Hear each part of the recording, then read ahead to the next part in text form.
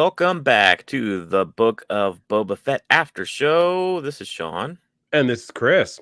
and tonight we're talking about Chapter 4 of the Book of Boba Fett, which is entitled The Gathering Gathering Storm? Storm. That's what it Yeah. is. I Kind of a generic title. yeah, pretty Um, much. yeah, we'll talk about this episode. But yeah, we are Dad in a Rock. We do an after show each and every week, Friday nights at 10 p.m. Eastern Standard Time. To talk about the Book of Boba Fett. We've done other shows in the past like Ted Lasso, WandaVision. So be sure to check out our YouTube page to see all the things that we've done. But yeah, what are your first thoughts about Chapter 4? Dude, it's more of the same. Yeah. I mean, it's not really anything that I'm excited about anymore. I mean, there's nuggets within the show, this episode and prior episodes that are done fantastically, Hmm. but I almost feel like there's more things that are done that I'm cringing at than I'm Oh, excited about anymore. oh boy. And I Just love Star Wars, man. And it hurts my heart to say that. But I mean, but going into the all fairness to me, going into this, I was very clear that I'm not a Boba Fett guy. yeah. So it may be a Well, part I of think that the too. issues with the show go beyond the character. I think that's a part of it, but it feels very much like a spin-off. Like it feels like The Mandalorian is A level and this is like the B level And show. that has me concerned for future projects, though, because a Yeah. lot of these Star Wars projects are spinning off of the Mandalorian. And if Hmm. they're going to give, Boba Fett such what feels like a low budget compared to the Mandalorian, Right. are other projects going to have a similar feel to them? Like, yeah, between the visual effects and the pacing and the writing and even the acting sometimes. I typically like Tamir Morrison, but just this characterization of Boba Fett's just kind of being very like low energy. The whole Very show's kind low. of low energy. He feels like he has a very low IQ in this too. It feels like Well, he's not very smart. I wouldn't go all that for. Maybe the dialogue is failing him, but yeah, I don't know. Let's get into it. So it opens up with him traveling the dunes of Tatooine there, riding on the back of a bantha very slowly. I imagine that riding a bantha is faster than walking, but it doesn't look that much faster. No, not really. No. But yeah, so he gets there. He rides out to this is after the Tuscan tribe Yeah. is died, so he's pretty much on his own.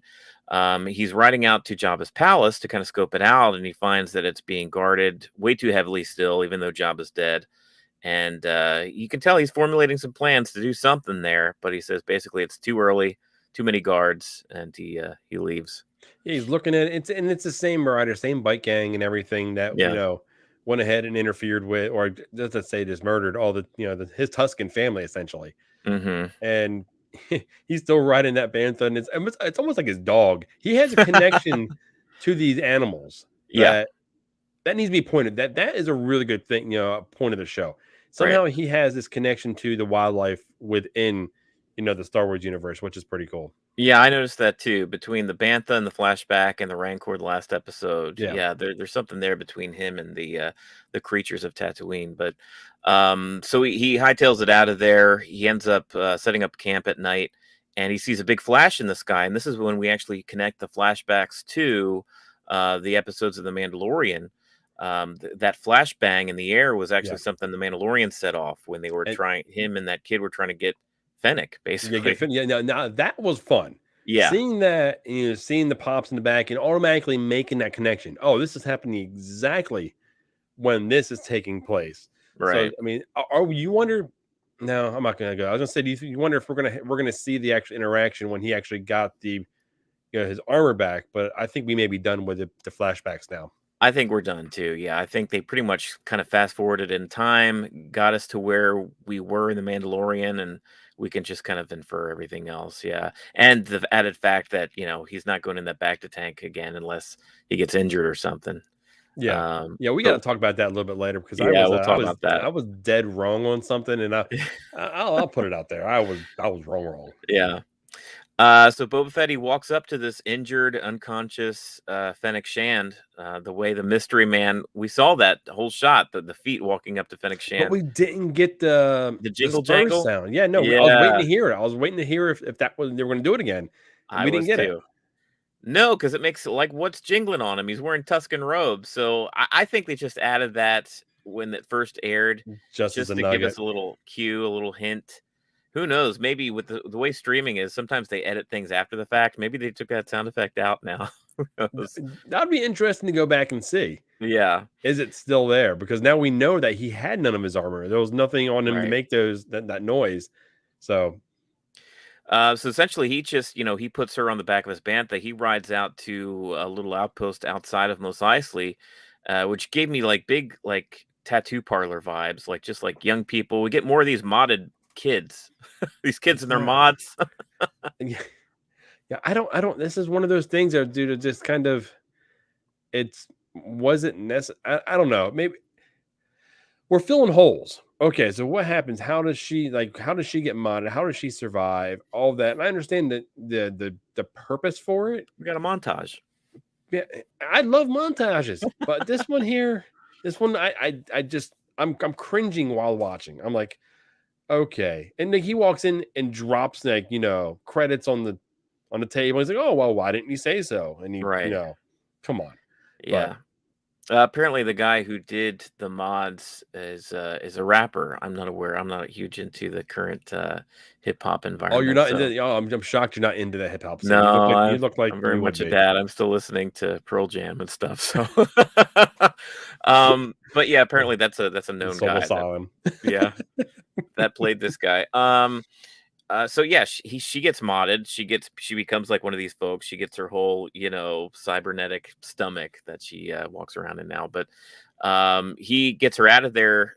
We get another campfire scene at night. She wakes up and she thought she had heard that Boba Fett had died. So she was very surprised when he introduced himself. Well, yeah, because she was like, yeah, he's dead. Yeah, You're not him. right. And yeah, And the back and forth, and he tells her to go ahead and drink some of the milk from the I don't those know little what coconut things. I don't know. I don't know yeah, what they're called. They have a name, but I haven't written it down yeah. yet. If you guys are watching, if you know, drop it in the comments. We just kind of just that's spacing me, but I mean, but yeah, he tells her what he's looking to do. He wants to go get his ship. Yeah. So they go back. They're taking a look, and dude, I loved another good thing that I liked about this was that little like droid, like it reminded me a lot like a torture droid, or one of the little droids that help, say for instance, Luke with a Yeah. lightsaber and they're shooting the beams at him. Yes, the It little was floating droids, yeah. yeah, It was there it it is, was pretty cool. a black Oh, Black melon. Melon. Well, There that's we easy go. enough. Well, I thought Yeah. I had some kind of crazy Star Wars name, but no, just Black Melon. But yeah, I mean, when that went in and nobody's seen this thing flying around and making noises.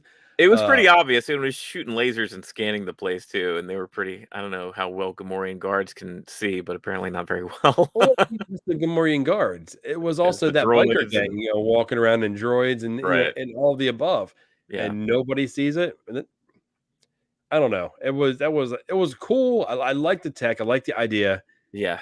but man, they're painting these guys to be stupid, just in general. Yeah, in this scene too, we get a little bit more dialogue about Boba's intentions, and we start to see him work on her a little bit as far as, hey, we're the same. I was left to die in the sands of Tatooine, so were you. He starts to talk to her a little bit about his intentions of leaving, becoming a bounty hunter, and becoming a leader of like a crime family. He essentially starts saying stuff like, you know how it is. Like we're working for idiots. Yeah, I don't want yeah. to work for dummies anymore. I want to, go into business for I want to myself. be a And dummy of my own. yeah, according to Chris, I want to be my own dummy. But yeah, that's kind of how he's kind of starting to drop little things, with little crumbs that she's starting to pick up. She's kind of uneasy with him at first, but you can tell that's one thing where I wish they had maybe a little bit more time to develop, because we really rush into the Boba Fennec partnership. It's pretty Yeah, much just with one episode and just half of it with the flashback. But it's like when we see them in the Mandalorian, they're just like, I mean, they're a polished team. You know what I yeah. mean?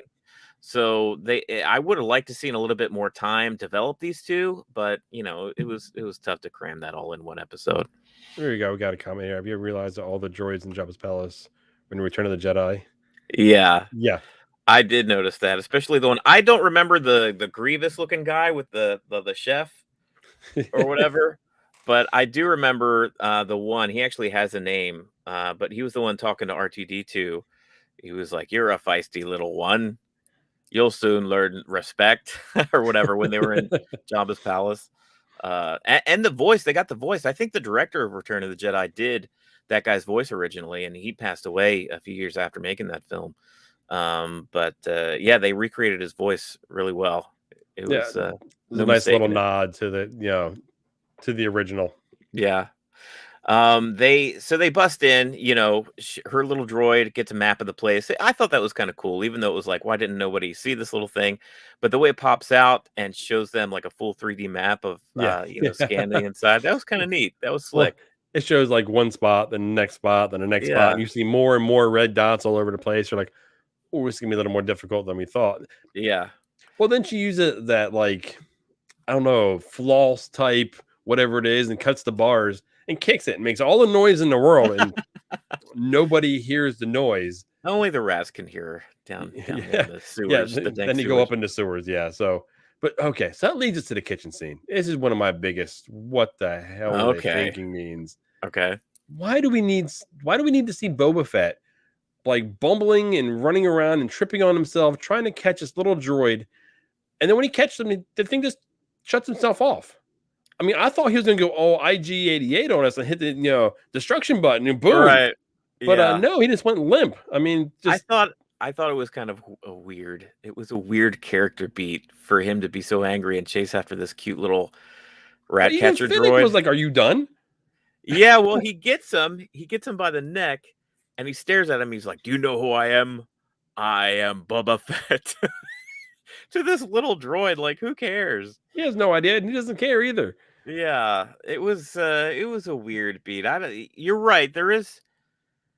This characterization of Boba Fett, it's not. It was unexpected. Basically, I thought it was going to be Boba Fett was going to be just kind of like chill and like because he was never so broad comedically or anything in the original movies ever.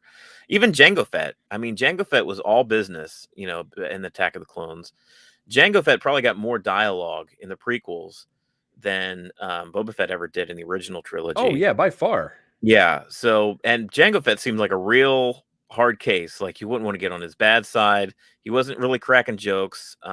He was just like all business. And I thought that's what we were gonna get with Boba Fett, but Yeah. it's been a bit different. No, it's like he's mentally slid. I mean, if he was a football player, he may have CTE. No. Maybe it's part of the cloning process. I don't know. Maybe he's He's still maybe dying. I don't know. he's dying in your eyes, apparently. Oh, the show is dying in my eyes. Oh man, you're being super critical this episode. I get it though. I get it. I'm Was this the episode that kind of really, like turned a corner for you as far as like really were you this like is holding out and this is the one that sunk your feelings on it? yeah. I mean, honestly, dude. Okay, if we weren't doing our after show, I'd love Yeah, Star Wars. I right. would let it play out, and then Yeah. I would go back and binge it. I'm to that point now where I don't look forward to Wednesdays to watch it. Wednesdays Uh-huh. happen, I watch it. You know what show it falls into? Same category for me. What's that? It falls into Loki.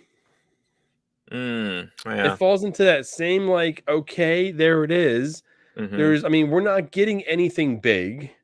We're not getting any like dramatic things. Like I said, there's been some really cool things that's happened. Like I love the fact that we've seen Black Krrsantan. I love the fact that Yep. we've seen the twins. I mean, that was that was my favorite episode. Yeah. And I am not shocked. We haven't gotten to it yet, but how Krrsantan is becoming a part of his crew. Mm-hmm. That does not surprise me at all. I seen that coming. Right. And he's just working for him. He's not like Fennec. He's not a number 2 or 3, a Yeah. general or anything. It's just he just took a job, which Right. makes sense for that character.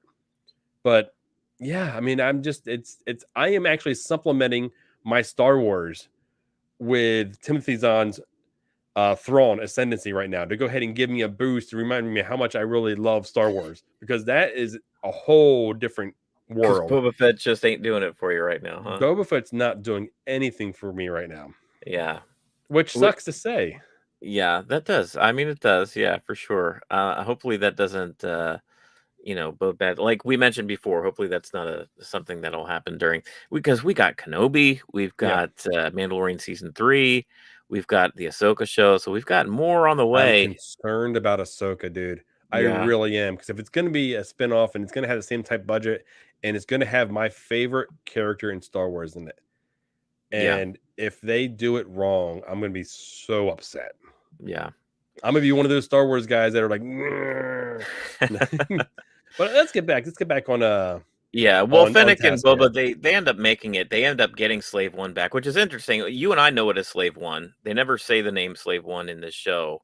And there was, kind of infamously a few months back, they released Boba Fett's Starship, the toy, out in stores, and they changed the name of the ship from Slave One to Boba Fett Starship.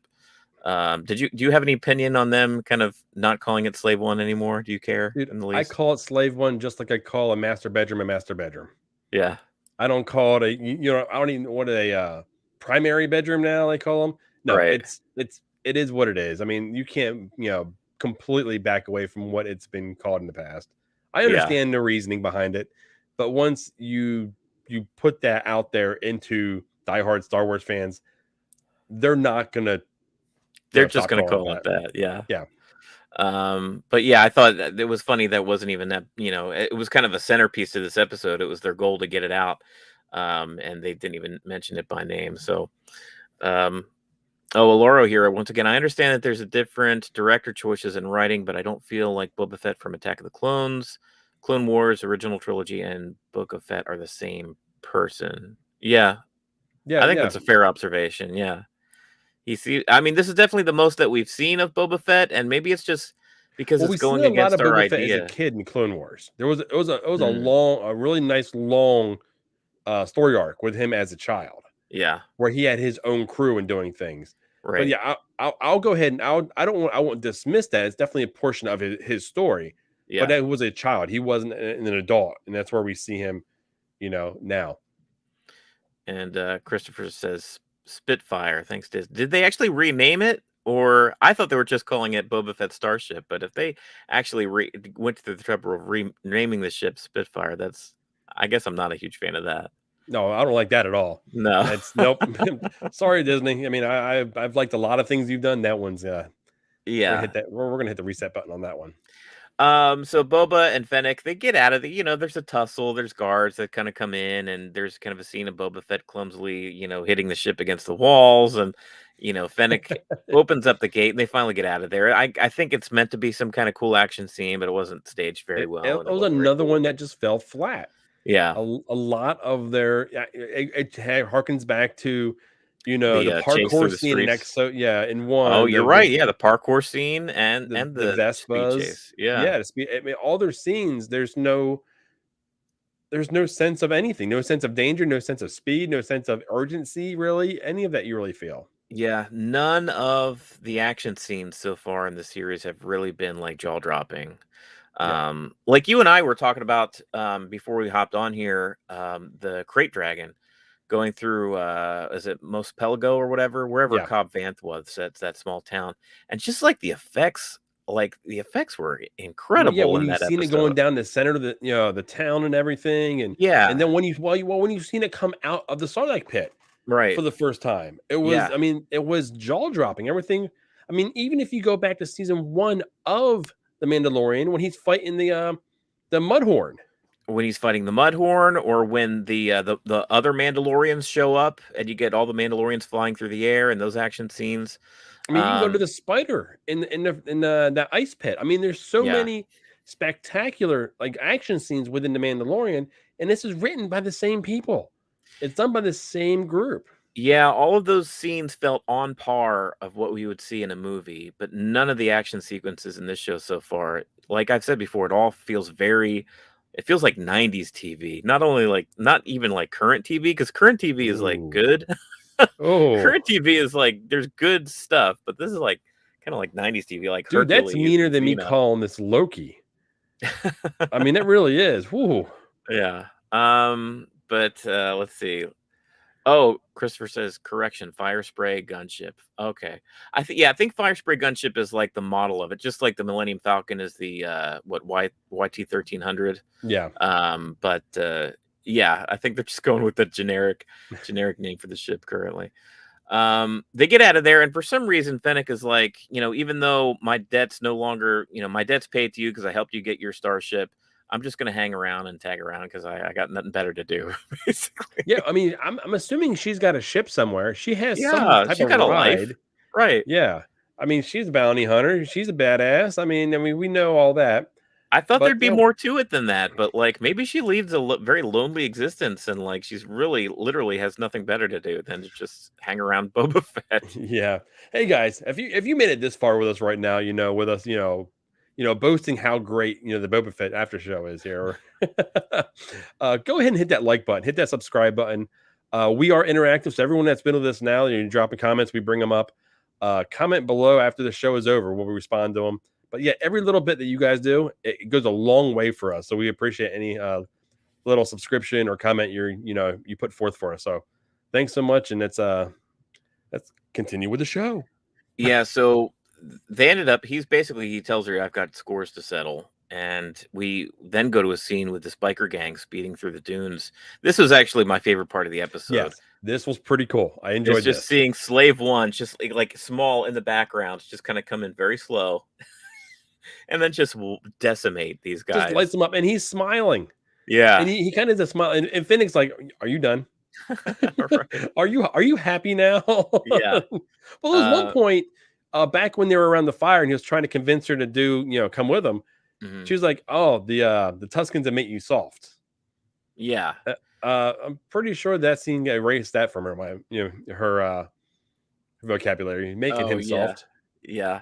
Well, there's a deeper meaning to that, where that's kind of the complaint for the watchers and spectators of the show so far, is like, Boba Fett seems soft, seems just way different than he is. But in the universe of the show, he says, no, it's made me strong because he doesn't want to be a loner anymore. He wants to be part of a tribe, which is what he's building, between her and the biker gang, the Vespa gang, I guess, and Black Krrsantan, and he's trying to build up his own thing. Yeah, I see another comment over here. Lars, my theory is that the reason the action fails off is because they probably are using the majority of their budget for the final 2 episodes. Maybe Disney is trying to save money. This show is still entertaining. It depends on how big they go. I mean, we'll get to when we get to the end, because I have there's a few things that they made the end of the episode, and just in their choice of music in the end of the episode, gives me hope for the going forward. Like I'm not thrilled about the show to this point. I mean, I think I made my feelings pretty clear on that. But that was one of the things that did great in this episode. They made me want to come back for more because of that little bit of the Mandalorian, music they played when they zoomed back from Boba Fett and Fennec. That was on the actual balcony. Yeah. We'll talk about it, because I have an idea for what the finale may or may not be too. And I don't know, we'll talk about it then. But so Fennec and Boba Fett's got an idea. He thinks that his armor is still maybe in the Sarlacc pit for whatever reason. I guess he doesn't remember. Once again, he's a boob. He was dehydrated, or doesn't remember the Jawa was smacking him. Getting his ass kicked by a Jawa. I guess not. I don't know. I wouldn't want to remember that either. I understand wanting to black that out of my memory, because I don't want to think that I got beat up by this little 4-foot nothing furry guy. But I mean, does he remember punching a hole, flamethrower, and making a hole through the Sarlacc, and like crawling through the sand to come up through the sand? He was still in his armor. Like, he doesn't remember that. Why would he think it's still in the Sarlacc?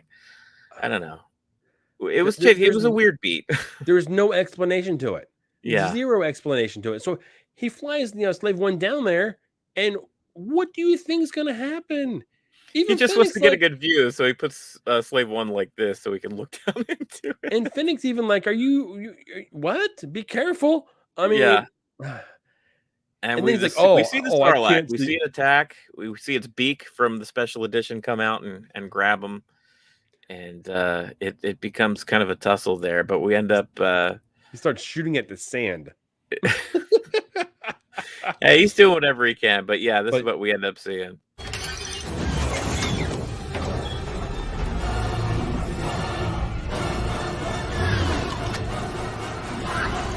Fire in the hole!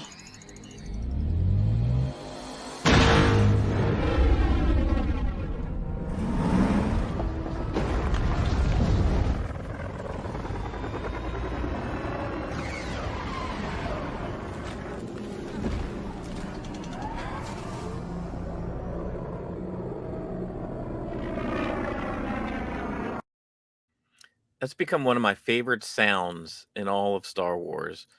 And when Slave One sets off those sonic boom oh yeah. bombs. It's so I remember seeing Attack the Clones in the theater and hearing those things go off with the chase between Jango Fett and Obi-Wan, and Jango Fett releasing those things, and just how in the theater, just how it expanded and it was coming from all Oh, sides. with a great surround Oh system, dude, it yeah, sounds fantastic. yeah, and R.I.P. Sarlacc, man. That's an original trilogy OG, man. The Sarlacc, rest in This- peace. He's yeah, the dead. Sarlacc's pit becomes the Crate Dragon's home.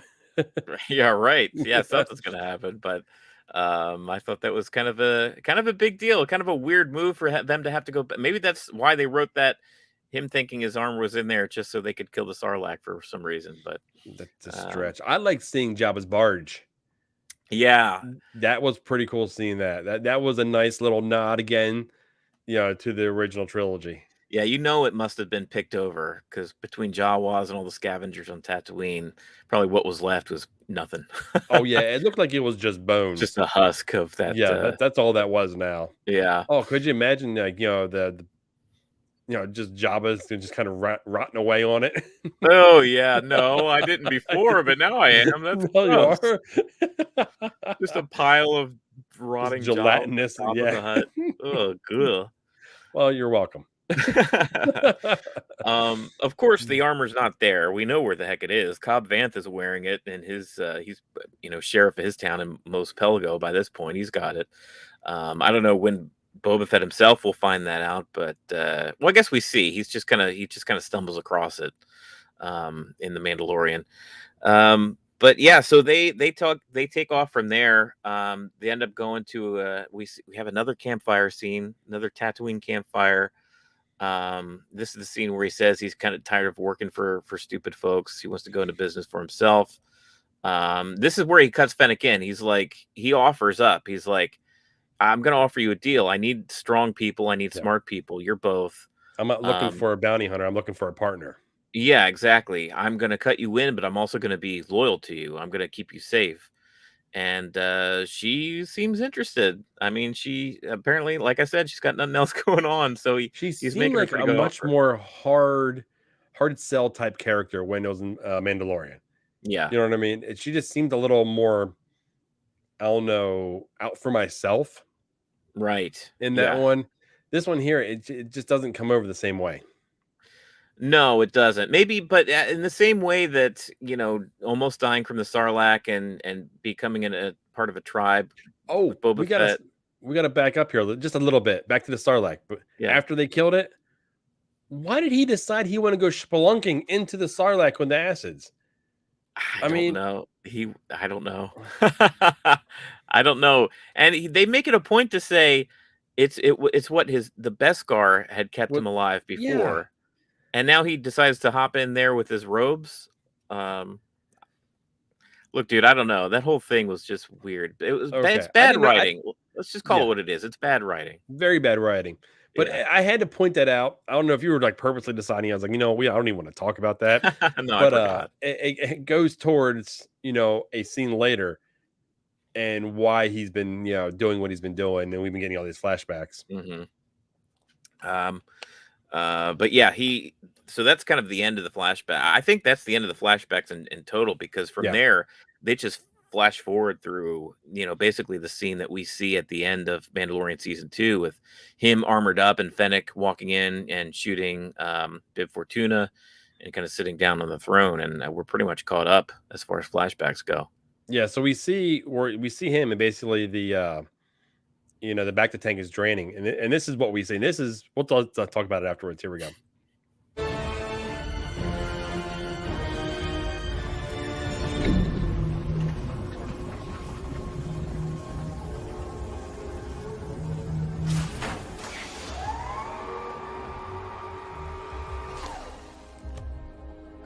Congratulations, Master Fett. You are completely healed. And I am completely wrong. He's not dying, huh? No, he's not dying. The only reason he needed that bacta tank was because he was an idiot. And he went spelunking in the Sarlacc pit. Yeah. Oh my lord. Talking about so this is another issue I have. I feel like that was forced. All those flashbacks were forced. Right. They had to put the bacta tank in. They had to give him a reason on why he had to be in the bacta tank to go ahead and get healed. Yeah. Why was it he was able to go in and out, plot holes? Right. And I don't know. I'm at a loss. There are some things that, and then when he got out, and there you see his armor, and that Droid's coming over. That's all cool. I'm all about that. I love his little setup there. Yeah, with the view outside the window, and he's got his armor set up. Yeah, that's kind of cool. I enjoyed that, but I mean, there's too many things that seem forced, and that was absolutely a plot point just to tell us about how we got out of the Sarlacc, how he was with these Tuskens, and how he survived. That's pretty much all that bacta tank and the flashbacks were for. Yeah, I've said this before in the Invasion after show where it felt writerly, where it was just you could feel the plot mechanics of it. It's like, okay, well, now we're done with the bacta tank and we're done with the flashbacks, and it just didn't feel natural. You're right; it felt very kind of forced. Provide a closure and fill the holes for real Boba Fett fans. Oh, so I'm not a real Boba Fett fan. Ouch. Admittedly, I'm you're not. No, I'm not. Nope. Yeah. I would like to see Cad Bane take him out, from a building across and just drop him. Yeah. Right.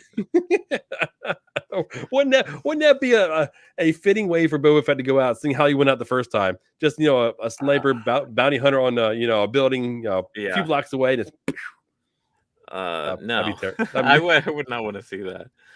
I would be laughing. I'm sure you would be. I would be laughing hysterically. You love that's laughing at misery. But so yeah, we move on here. It's present day now. Boba Fett's completely healed. He looks, bright-eyed and bushy-tailed. Fennec comes in. He says, our street gang, our kids are doing their patrols. They're keeping an eye on things. He still wants to walk out there, though. I guess he gets bored in the palace all by himself. He's like, no, let's go for a walk. Let's patrol the streets. I think it's smart, honestly, because if you're trying to fill this position of the daimyo of Tatooine or Mos Espa, you want to be seen. Yeah, you want to be seen. So I think he should be walking around. Now, this was one of my favorite scenes. Okay, so I'm going to say this. This episode to me was very schizophrenic. Yeah. It had two personalities. For me, the first half of this episode, put it in a can. I mean, I could have done without it. I could have done without all of it. Yeah. Because why I signed up to watch this show is what we got in the second half of the show. Yeah. We got him walking into the Garza sanctuary. Madame Garza's, yeah. So we got him going in there, and we see Black Krrsantan is sitting there drinking, knowing how bad the Wookiees hate Trandoshans. He's just simmering.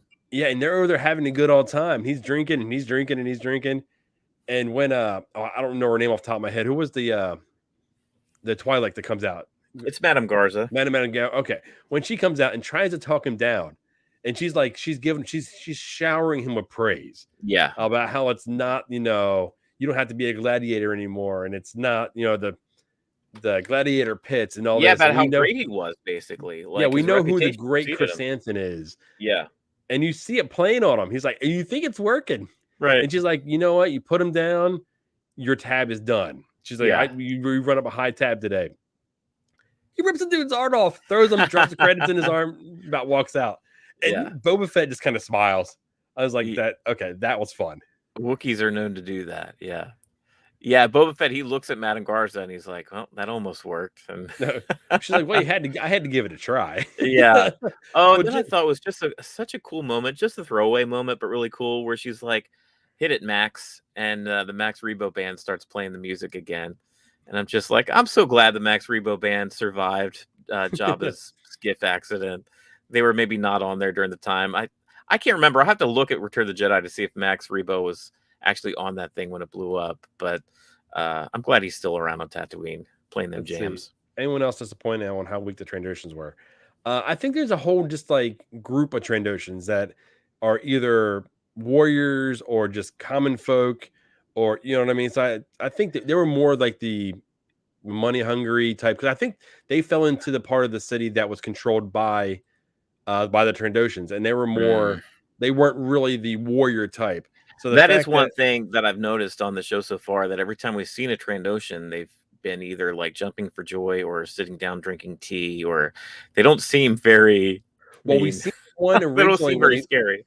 when they were going ahead and offering tribute to Boba Fett. That Yeah. one there gave the feeling of what the dark side of the Trandoshans comes. He was also carrying a Wookiee pellet. Because Bosk just like has claws out to here, sharp teeth that he's always bearing. Like Bosk looks scary. Like he looks like a scary dude. But these other Trandoshans, they're like just look like dinosaur people. I think Bosk is always ready to fight, and I mean it just wasn't the case with these ones here. Right. Now, I mean, they didn't stand a chance against Krrsantan anyway. True. But yeah, they could have put up a little bit more of a fight. But yeah, well, think about how long have they been in there drinking and gambling. So true. That's true too. I'm gonna give him a little bit of leeway on that one. Krrsantan can probably hold his spacha a little bit better too. But yeah, this is where Boba Fett finally hires him, right? He kind of walks outside to him. He stops him. Job for you. Yeah, it looks like you could use a job, which he was, speaking a bounty hunter's language, wherever the credits are. And I seen that coming, and I'm glad they did. Yeah. I'm glad they brought that, because when we fast forward to the meeting and you see Krrsantan in the back and it's kind of give a growl, everyone then knows to fall in line, because everyone in that room knows who he is. Yeah.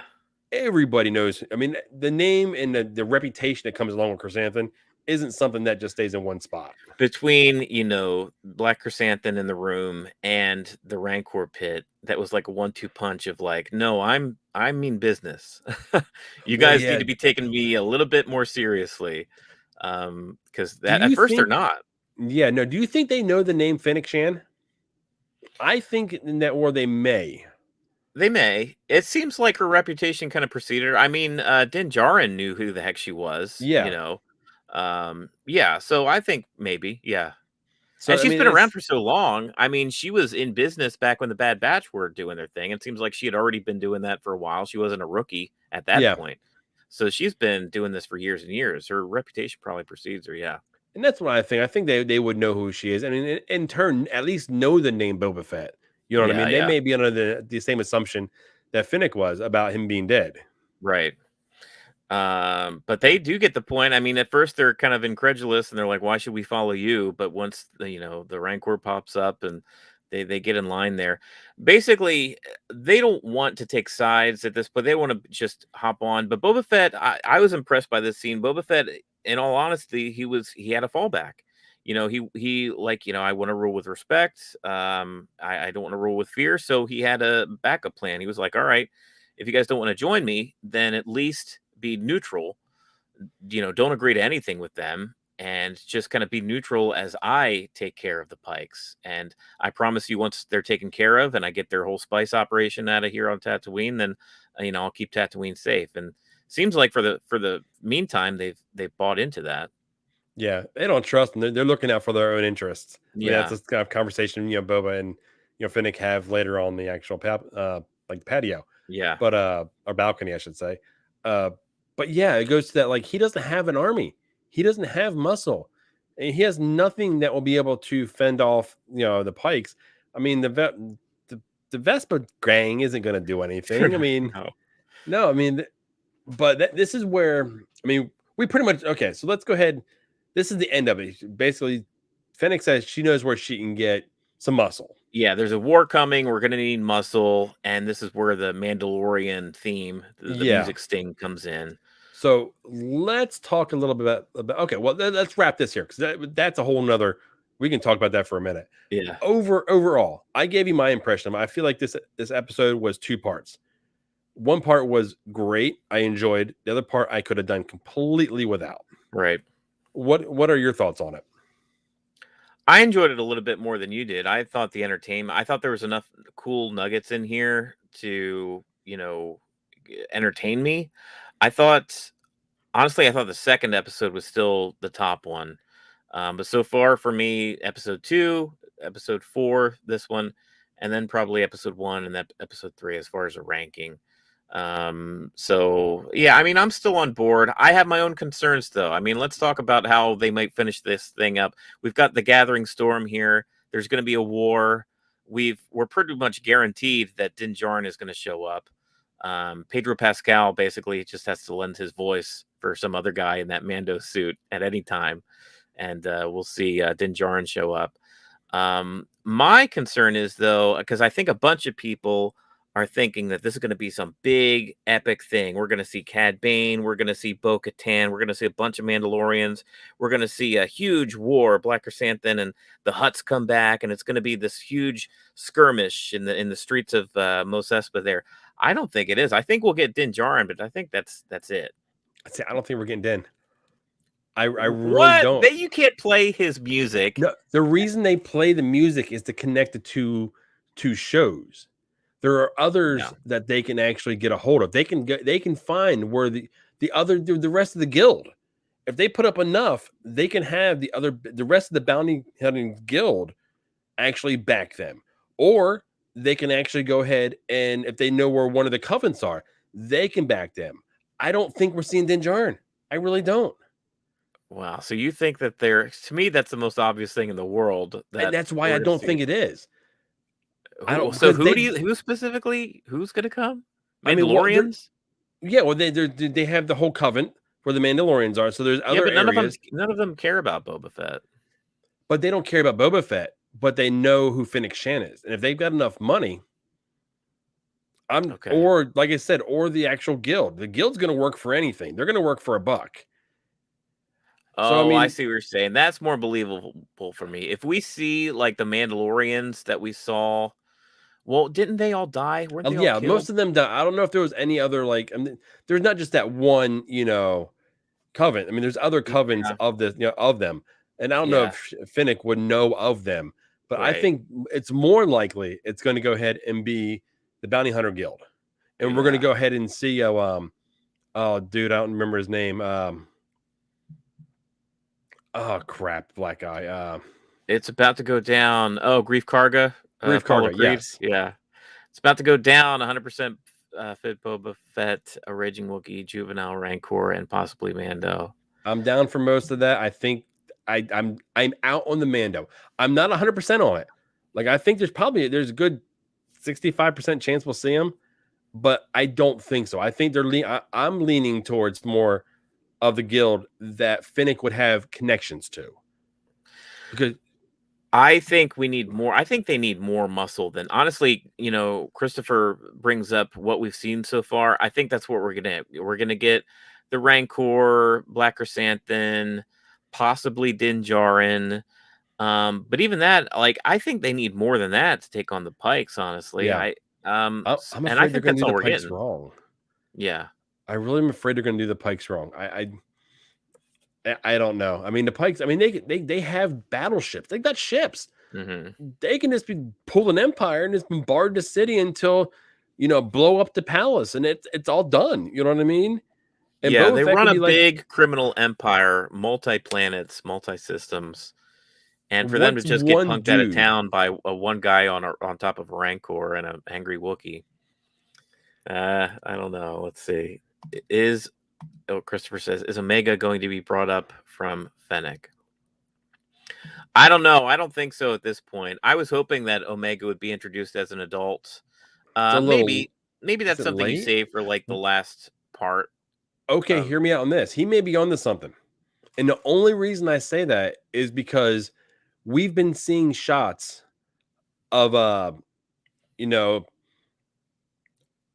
I'm blanking out. Yeah. Of Boba Fett watching his dad fly off on Kamino. On Kamino, thank you. Yeah. I warned you, dude. I had a rough day. Yeah. So we're seeing that over and over and over again on Kamino. Why are we seeing this over and over and over again? The only connection between Kamino and this show would have been Omega. Right. So if there's and that's the piece that connects it, and the only one that knows it in this show would be Fennec. Yeah. Do you think it's possible that Boba Fett hasn't even met Omega yet? Oh yeah, Like he he has doesn't no even. idea who she is. You I think guarantee. he doesn't? Yeah, I think she has no idea. Yeah, he has no idea who she is or she even exists. Okay. Well, that's interesting because I never linked because I knew she was in that show and I knew Boba Fett, but I honestly never linked the two together through Fennec. Fennec tried to get her. Fennec had an interaction with her when she was still a girl, and Fennec is now with Boba Fett. See, I wish they would have explored that as a story point this season, but Well, honestly, they a were lot of the trying to do. flashbacks, They were doing too much fan service. yeah, I mean, that's really what it was. They should have given us, you got out of the Sarlacc. Okay, that's episode 1. Let's move forward. episode 1, honestly, in my opinion, kind of now that we're this far into the show, episode 1 should have been no present timeline, all flashback. You just fit all of the flashback stuff. You cut up some of it and make it just like a hour episode, and that's how we open up the Book of Boba Fett. And then from there, it should have been all present time with him, Yeah. with the Pykes and the way they cut it up. And most of this episode was 2/3 flashback. Yes. And even though they spent all that time with Fennec and Boba Fett getting to know each other, I still felt like it wasn't enough time, like it wasn't done in a proper way. So it's like, that stuff could have been truncated into one episode. I would have accepted that. And like, this is all the stuff in the past. Now let's move on and get a good story with the present. Do you think we're going to get like closer to hour episodes, the last 3? If they're building to something and they're really building, if they give us an hour, say the last 2 episodes are like an hour, maybe and maybe the one we're coming into is maybe about 45 minutes or so. Yeah. To go ahead and give us, the full story of what's going to happen going forward. Or do you think we're going to keep on the same path of these like 38, 40-minute runtime? I have no faith, honestly. I feel like, look, the show's entertaining. Of course, I'm going to be viewing it every Wednesday. As far as them saving the budget for the last couple of episodes, so they make this epic big blowout, I don't have much faith in that. As far as them extending the length of time in the episodes so they feel more fleshed out, I don't have faith in that. I think they're still going to be like half hour, 35 minutes. You think we're going to end the season with a kind of like what happened? Or what did we just watch? Was there what was the point of all that? Yeah. Yeah. I mean, I don't foresee this ending with Jabba. Not Jabba. Jabba's dead. Jabba With he's rotting away on his barge. With Boba Fett sitting on the throne. I think this is going to be just a revenge story. He's going to go there thinking he wanted to be a crime lord. He was taken in by the Tuskens. The Tuskens were then murdered they were hired by the Pykes. And now he's going to get some type of revenge on the Pykes. And the Pykes may force him out. But he gets enough, he does enough damage where he feels, like he was vindicated. And then he bounces. I think, in your words, they're going to do the Pykes dirty, and the Pykes are going to lose this little skirmish in Mos Espa and decide to just leave. And this is going to be a Boba Fett victory with his new tribe at Jabba's palace, and that's the way it ends. Which is ultimately doesn't feel that very, very satisfying. I guess it just depends on how this war goes, but I don't know. We'll see. This is supposed to be a one and done thing, right? This isn't just like season 1 of the Book of Boba Fett. No, I think this is a limited series. I think this is a 1-season deal that we're getting. And honestly, I feel like Boba Fett does sit on the throne at the end of this because you have to leave him somewhere. And then we just know that Boba Fett is now the criminal kingpin of Tatooine, and you're able to leave it there. Well, Chris went ahead and said, cliffhanger for sure. Can they? Okay, so here's an interesting thing. Can they end the show in a cliffhanger that may connect to another story that's going to be within the Star Wars universe? I think so, because Marvel does that kind of thing all the time.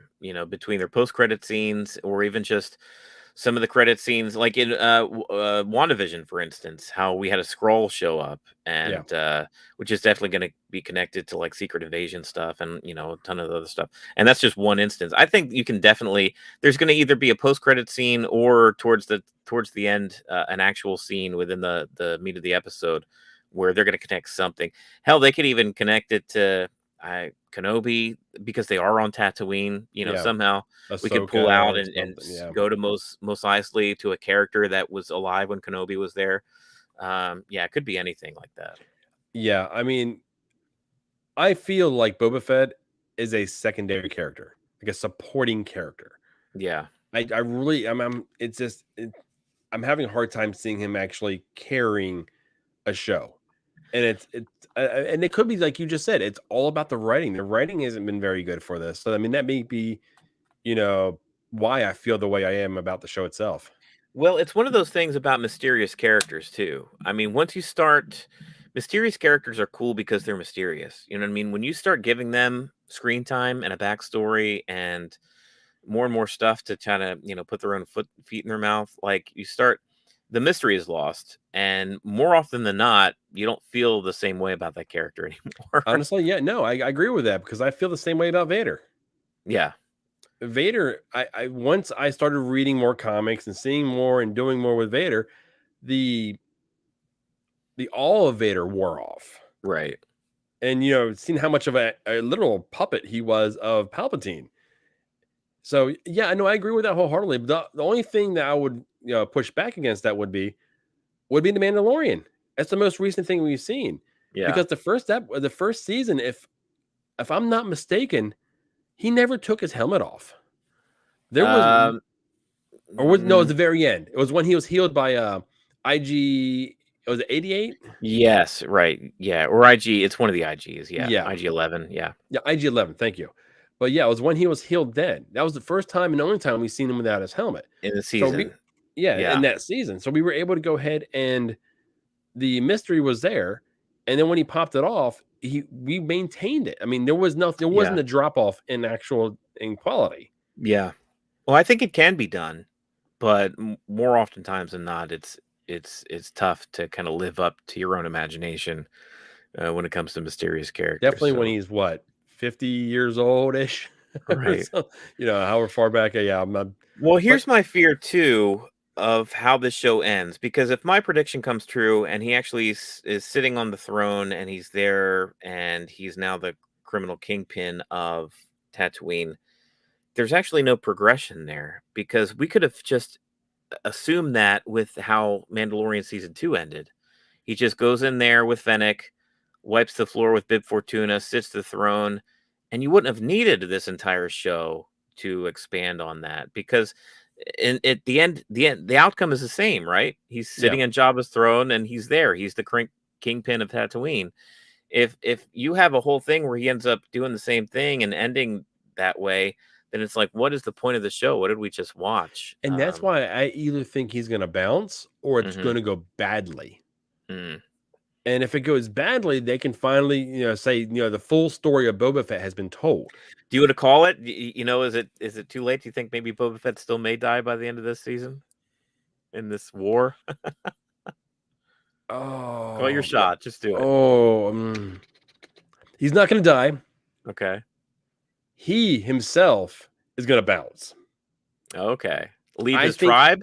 I think he would just leave. I think he'll leave. I don't know if Fennec will be in hand, but she may be. I mean, Krrsantan, there's no connection to Krrsantan. I think this the Rancor, like you said before, is gonna wind up dying again. So we're gonna lose the Rancor again, which would suck. But that would be dramatically interesting if we did see a whole season where he learns to become part of a tribe, and then he spends a season building his own tribe, and then at the end of it, he has to bounce and leave that tribe. I think that is dramatically interesting, and probably I would prefer it to end that way versus him just sitting on that throne again. Because he would stay alive. Yeah. He would still be healing those wounds from the past that he talked about when he got out of the bacta tank. Because that was a conversation Fennec had with him that we didn't see in our clip. So there is that took place. So, and it would leave him open for appearances in other shows. Now, we don't know how much, more Tamir Morrison is signed on for. Yeah. But I mean that it would. I want to see Captain Rex. I want to see him with the white beard, and I want to see Captain Rex. That would be cool. I went kind of over Boba Fett, but I think that's going to do it for the Book of Boba Fett for this week. That's the end of Chapter 4. We're going to be back next week, Friday, 10 p.m. Eastern Standard Time, to talk about Chapter 5. We've only got 3 episodes left of the Book of Boba Fett. We're more than halfway through, so be sure to join us then. Hopefully next week, the story will really start ramping up. We'll get some more cool, kind of rule of cool stuff, and we'll hopefully enjoy the next few episodes. There we go. And I'm getting some love for my men's soccer team out here. Oh man. Okay, guys. I just need that Ted Lasso. So until we see you guys next week, we go ahead and say, keep it cheesy. See ya.